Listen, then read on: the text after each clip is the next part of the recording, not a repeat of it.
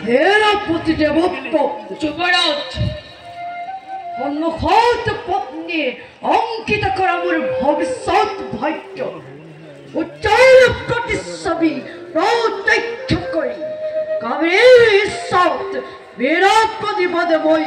জনাৰ সন্মতি সঁচা কথা সেনাপতি যুৱৰাজ চিত্তকৈ ৰাজভোগ শ্ৰেষ্ঠ বুলি মোৰ হৈ ধাৰণা সেই জ্যেষ্ঠ অত্যন্ত পৰিচন্দক কটালিকে ক্ষমতাচ্যুত কৰি আৰু সন্মুখকৈ মই বিশাল অধিকাৰ ৰাজসিংহাসন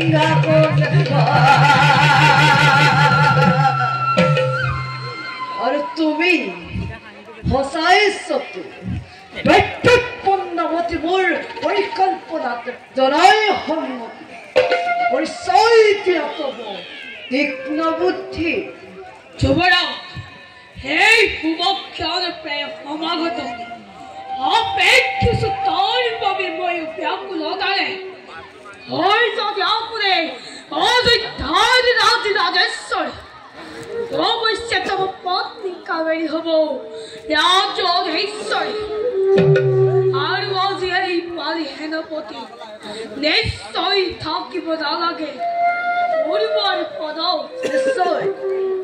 নিশ্চয় পাবা তুমি মনোমত পুৰস্কাৰ সেই হেতু তাৰিকা ভাতৃত্ব বন্দী কৰি পত্নী কাবেৰীৰ মনোবাঞ্ছা কৰিব লাগে মোৰ বাবে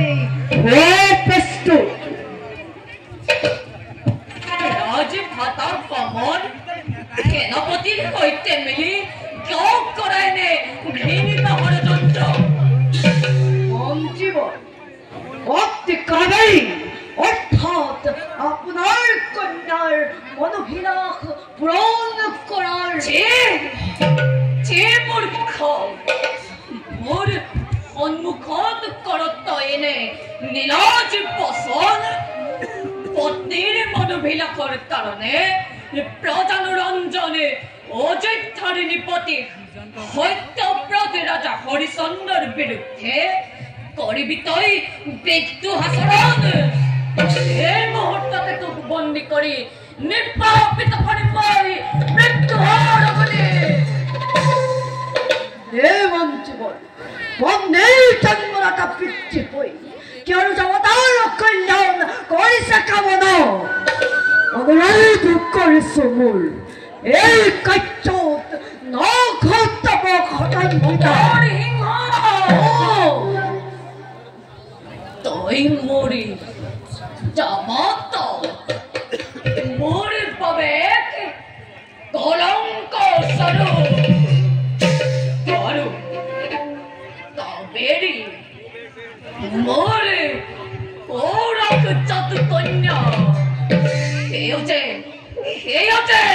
মোৰ বাবে হ'ল অতি দুৰ্দান্ত বিহাৰ এইবুলি ৰাজভাতৃ বুলি মোৰ জামত বুলি ৰাজদ্ৰোহ কৰি তই নকবি নিস্তাৰ মন্ত্ৰীবৰ এক নৱতাৰিৰ প্ৰতি আপোনাৰ কেনে ব্যৱহাৰ হয় যদি হ'ব সিংহ ৰাজেশ্বৰ তব কন্যা কাবেৰী হ'ব ৰাজেশ্বৰ থাকি নহয় আপোনাৰ কাৰ্য পদহেবি স্বাৰ্থপৰ নীলাজ তোৰ কোনো কথাই মই শুনিব নোখোজো শেষবাৰৰ বাবে মই কৰিছো অনুৰোধ এই সবাৰ অযোধ্যাৰ অধীশ্বৰ আৰু কাবেৰীক ৰাজৰাণী হোৱাত অনৰ্থক ব্যাঘাত নজন্মাই তিৰুতাৰে পদলে হন্তাৰে মূৰ্খ কাপুতে জীৱিত মই নোৱাৰিবি ৰাজা হৰিচন্দ্ৰক পদচ্যুত কৰিবলৈ স্বাৰ্থপৰ বিশ্বাসঘাতক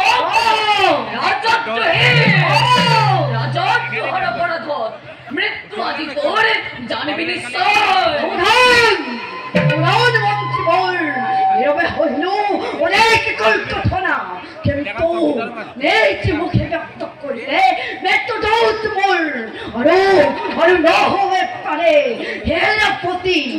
বন্দি করা এই বৃদ্ধ মন্ত্রী পাতলার পালা বন্ধ করে চত্বর করে ভক্ত হওয়া